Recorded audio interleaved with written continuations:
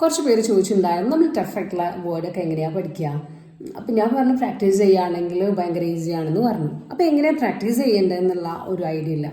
അപ്പോൾ ഞാൻ പ്രാക്ടീസ് ചെയ്തത് എങ്ങനെയാണെന്ന് വെച്ചാൽ, ഇപ്പോൾ ഒരു ലെങ്തി വേർഡ് എടുക്കുകയാണെങ്കിൽ അതിൻ്റെ ലെങ്ത് അനുസരിച്ചിട്ട് അതിനെ പാർട്ടാക്കി തിരിക്കും.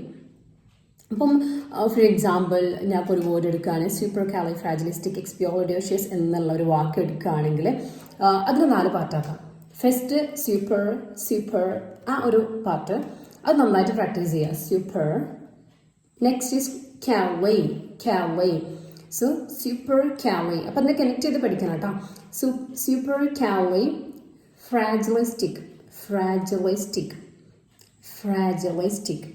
supercalifragilistic expialidocious.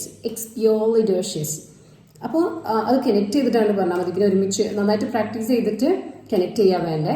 supercalifragilistic expialidocious. Okay, അപ്പോൾ ഒന്നും കൂടെ സ്പീഡ് കൂട്ടി പറയാം. supercalifragilistic expialidocious.